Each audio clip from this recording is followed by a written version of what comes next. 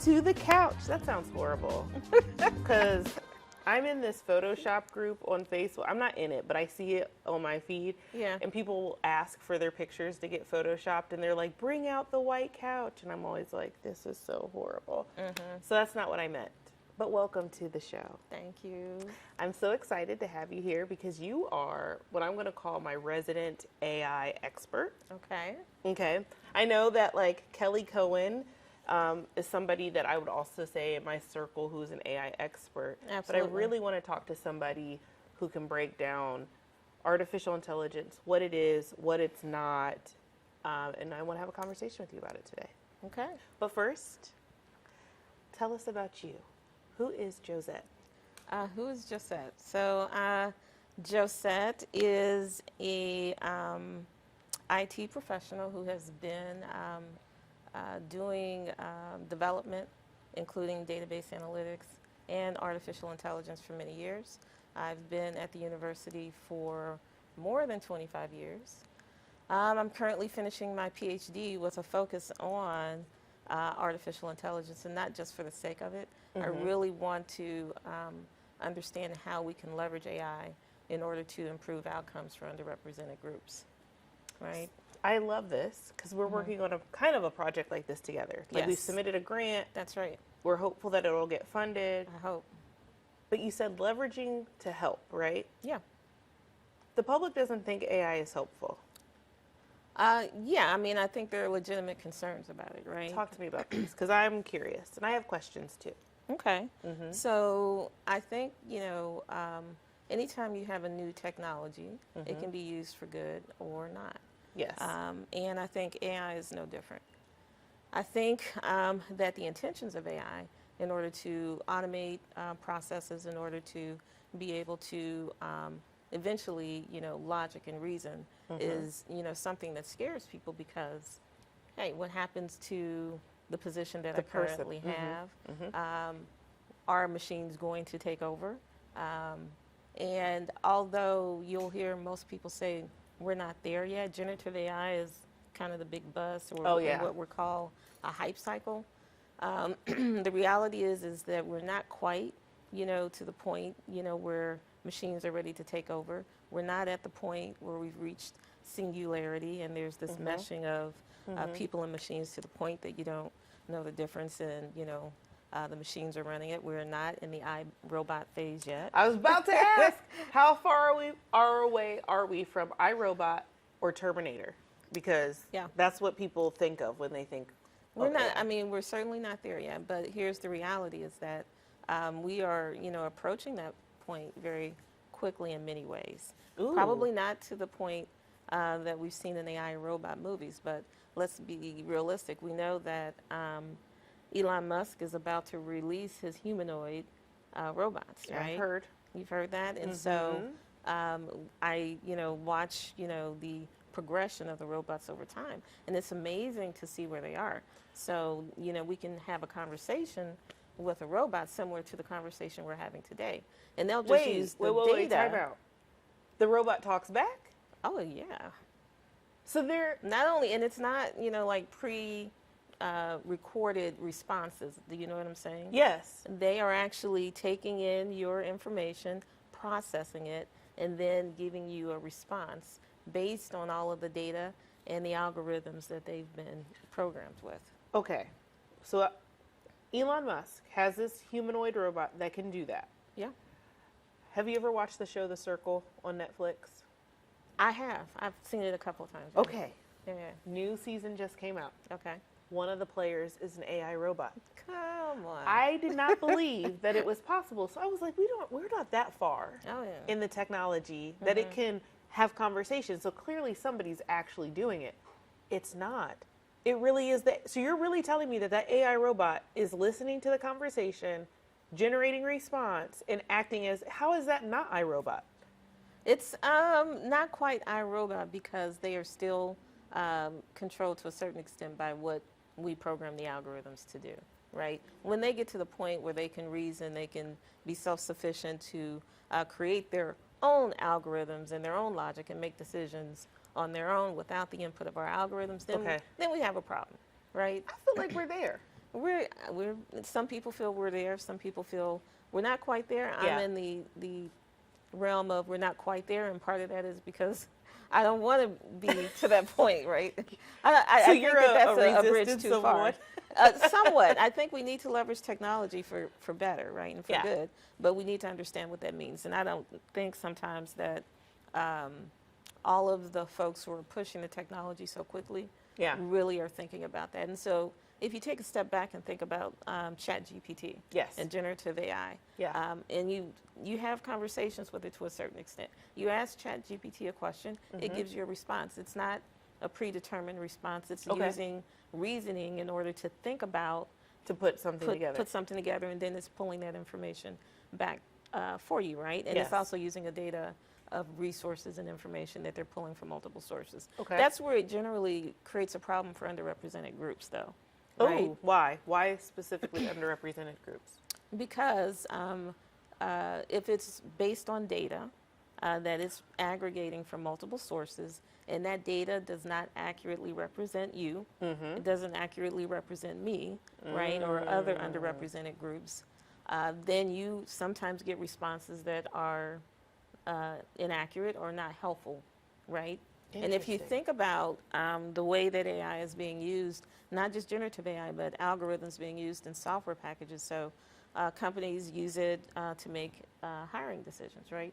So when you apply, they leverage algorithms in some cases to go through and make determinations about who's in and who's out. Yeah, we can interview this group of people, but we exclude these automatically, right? How do you know what they're typing in the algorithm to see what is acceptable and not? So our bias as people turn into the bias that the computer is doing, which we're just making more it's decisions. That's exactly right. So there are different types of bias. There's selection bias, which is really about what we think and our perceptions and how those get incorporated. But there's also bias that's called sampling bias, and it's really about the data, right? So we have to be realistic. So if you're, and Dr. Cohen used this example in a talk he was giving not too long ago, but if you're building an algorithm that runs through resumes in order to determine who would be great for a particular position in engineering or in IT, it's going to base its knowledge on historical data.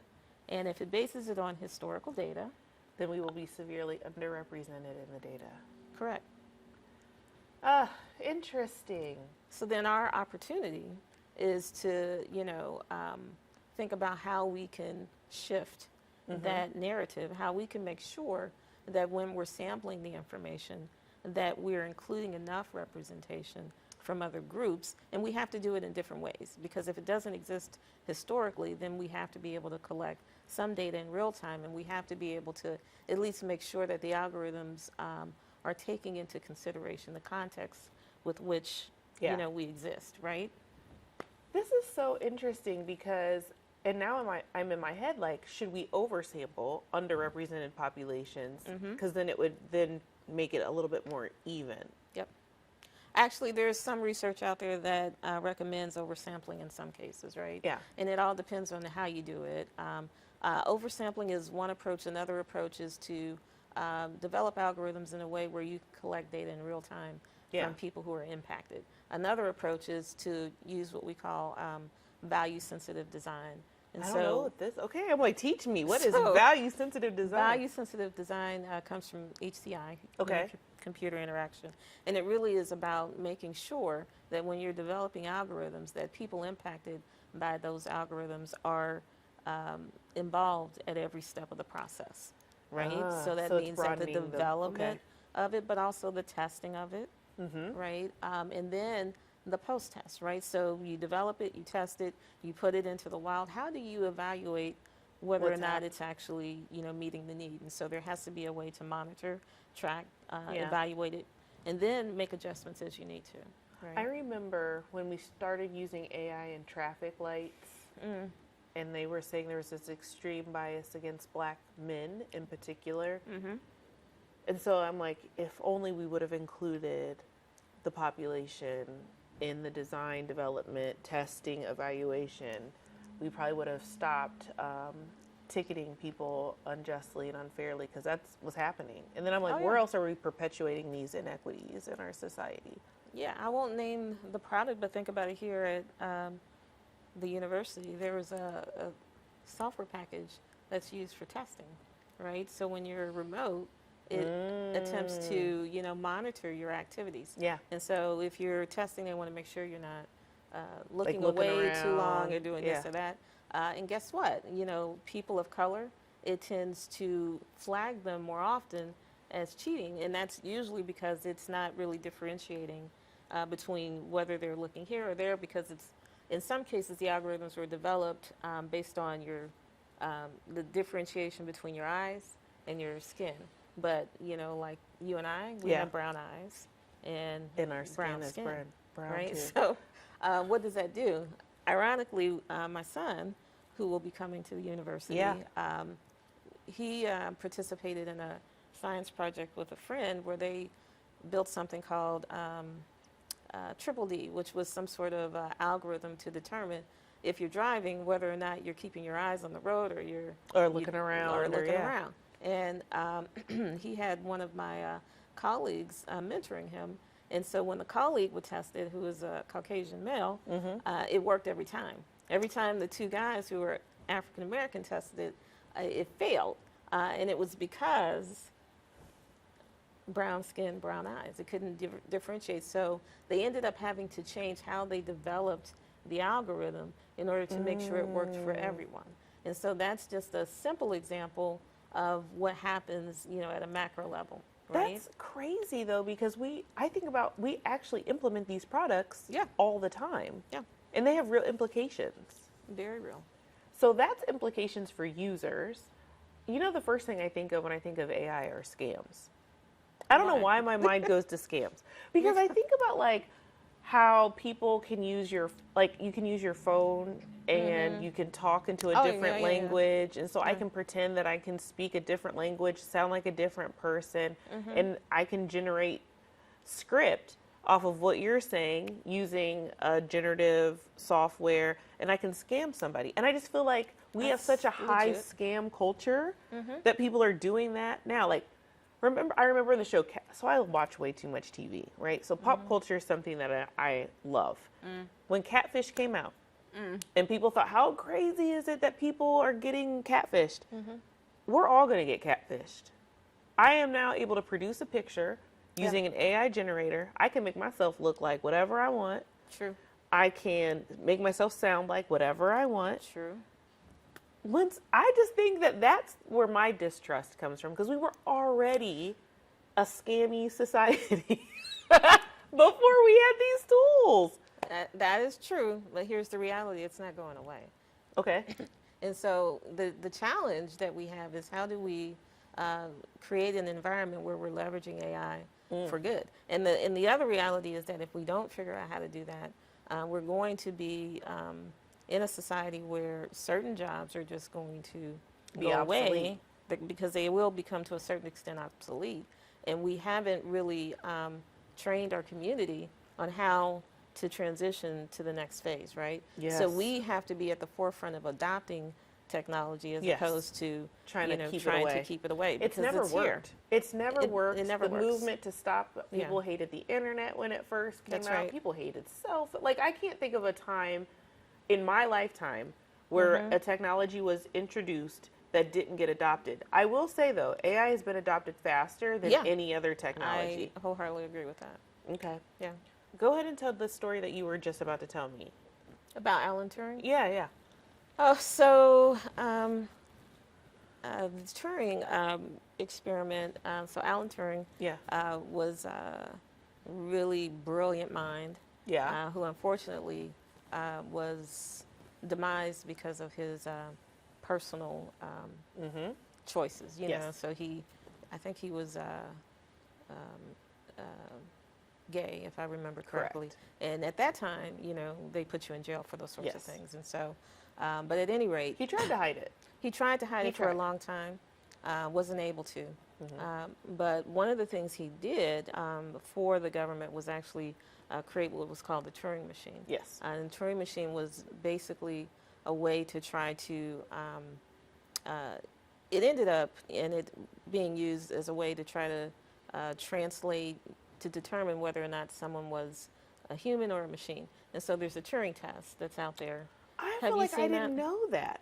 Yeah. To determine if it's a human versus a machine. Yeah, I mean, it was used, the Turing machine was something that was used in order to try to intercept, Yes. Messages. Right, exactly. Yeah. However, as things evolved, one of the things that you'll hear quite often in this field is the Turing test, which allows you to try to do a test to determine whether or not, someone is a human or a machine. And that's how it's been used. And so when you think about that and you think about AI, you'll hear most experts say that we haven't reached the point where we've had something that's passed the Turing test, right? But I would be lying if I said that I don't think that we're pretty darn close to it. Okay. Right? I said, But again, it is all based on the data. okay. And the algorithms that they develop in order to interpret that data, right? So Don't disagree. The data is important, and you were talking about oversampling, not oversampling, but sampling bias, and one of the solutions could be oversampling. Oversampling is one of the solutions. There's also what some folks call, active AI, or it's really, where you're doing algorithm adjustments in real time, right? So you're collecting data from people today as opposed to looking Using at 50 past. years of history, right? Because if you look at 50 years of history, in most of those cases, we're going to be underrepresented. Correct. Or not represented at all, Correct. right? And so it creates a bias and an unfairness that we have to contend with, right? And All so the time. that means if you're using algorithms for positions, so if companies are using it to sift through the applicants to see who to hire and who might be most successful, we're going to be excluded in most cases, right? If it's based on historical data only. So we have to have ways of making sure that we both leverage data where we can, introduce, proven methods for oversampling, right? That doesn't, create other issues. A bias a different way. A different way. Yeah. But we also have to be able to take that real-time data and use it. There's also discussions, and some of the research I'm doing right now is on leveraging neural networks, right? Yeah, And how do you leverage network science in a way that takes the concepts of social network and then embeds that real time? And so that's where you get to the point of thinking about things like fuzzy logic, which is huge for Dr. Cohen, right? And how we can, leverage those technologies in a way that benefits everyone, right? I struggled because we live in a society that, regardless of how people feel politically, we are in an unequal, no doubt, or society. And I can always prove this when people ask, like, that's not true. How do you can't say that. And I said, if it wasn't true, just in one example, if we were a completely equal society, then the top 15% of graduating seniors, the top 15% of every class, no matter what high school you went to, should be admissible to college. And everyone has extreme pause. And they're like, and I'm like, and if you have extreme pause, then you know that there's inequities. That's right. Period. And that's only one example. Yeah. Anyway, I say that for the standpoint of, I think AI is going to have an unequal or a disproportionate impact on some communities versus another. It can. What are we going to do to make sure that doesn't happen? So we have to make sure that we are at the forefront of the adoption process, right? Okay. So that includes, so our research is on, focusing on student success, leveraging AI, right? So that is spanning everything from the recruitment process to what do we do once the students are here and how are we supporting them? Historically, even, there are some AI tools that exist at the university already, but they, again, focus on historical data, or they focus on data that is well after the fact. So, for example, if you're looking at grades as a barometer and you wait to the end of the semester to, populate the grades in the system, and then the system, tells the algorithm, hey, this student is not going to persist this semester because they have bad grades, duh. I mean, we should be doing something well before that process. And so The Yes. question is, how are we collecting and analyzing that data? How do we make sure it's holistic? How do we know what those success factors are? Historically, people will say it depends on the school that you went to, what grades you have, whether or not you're good at math, and then you should be perfect. But we already know, based on some machine learning analysis that we've done, that that's not the case. Right. You can have all of those things and still fail. And in many cases, when you look at, the commonalities among underrepresented groups, it has to do with socialization issues. It has to do with the interactions with faculty, right? It has to do with campus climate. Do they feel welcomed?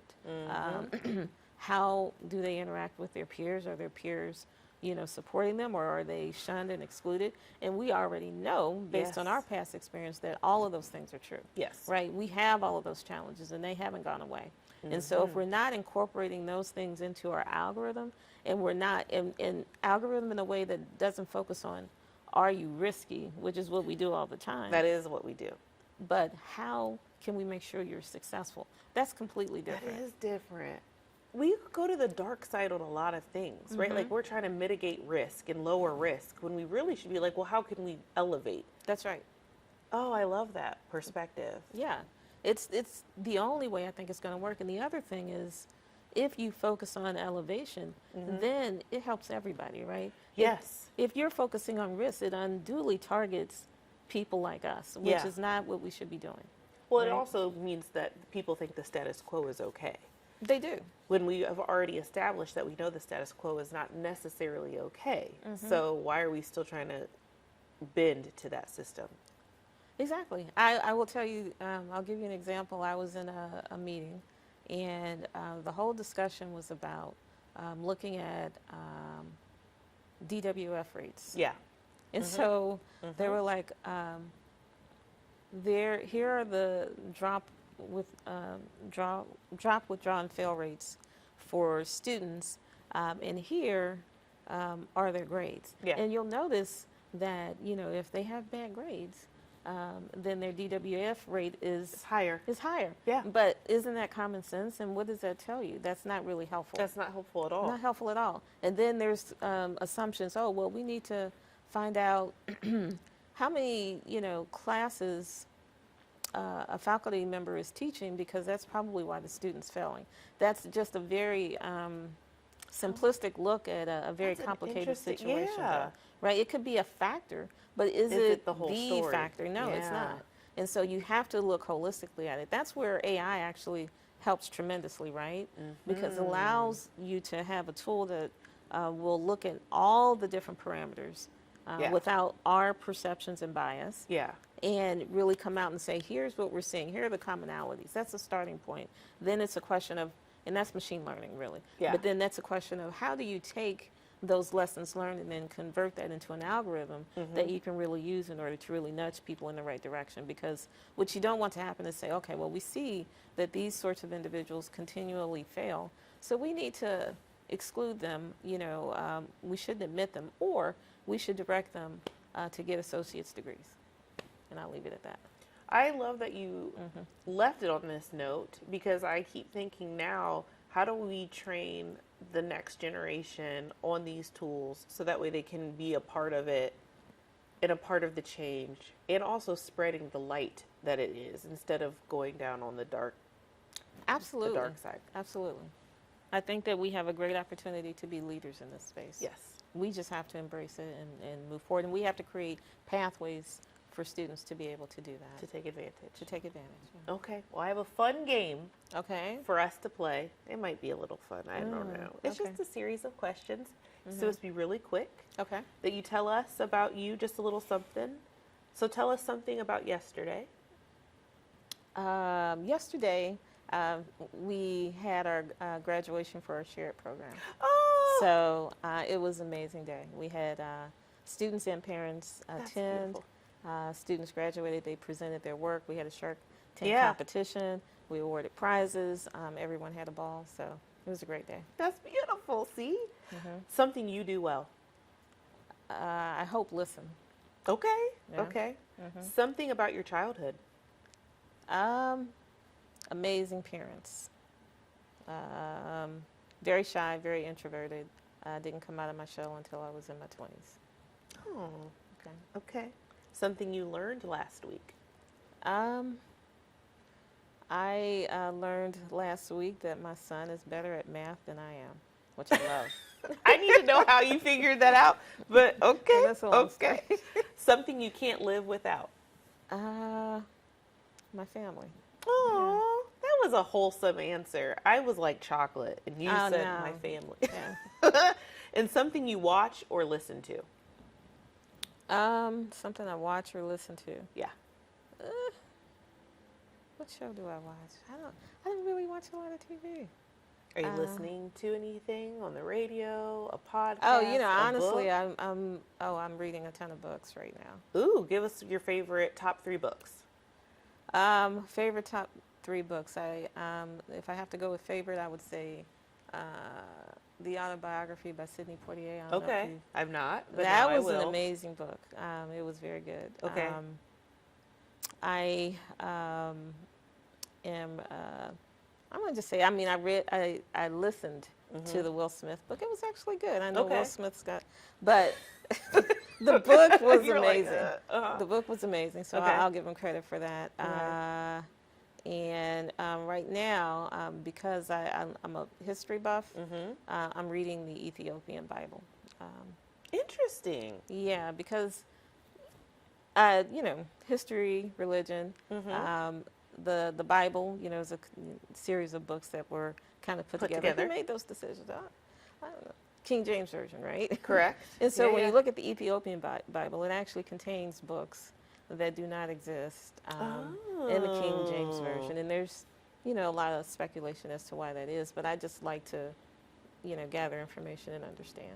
So I love that. yeah. Thank you for that. Yeah. And now I'm going to go and venture. I love to read as well. And so, what did I just finish? Trevor Noah's book is the one I just finished. Okay. But a book that I think about all the time is Cicely Tyson's autobiography.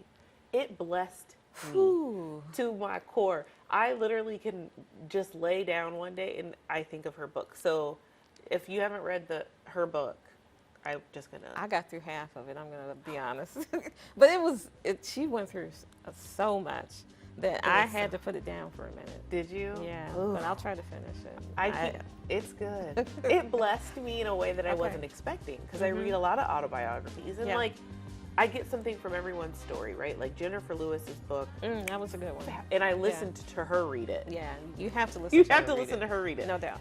That was beautiful. And I like Gabrielle Union and Mariah Carey and like I just all these autobiographies I just listened to, but none of them have stuck with me the way Cicely Tyson's story stuck with me. I'll try to pick it back up. I tried to read hers and Aretha, one on Aretha Franklin. See, I haven't gotten to Aretha. Both of those I had to put down. I mean, they went through so much. It was just painful. It was very painful to listen to, but I'll try to finish. But there was some beauty in there. Like, anyway. Yeah. Just to leave it on that note. Okay. Thank you for coming to talk with me today. I appreciate it. I enjoyed our conversation. Ditto. Awesome. All Thank you. Thank you.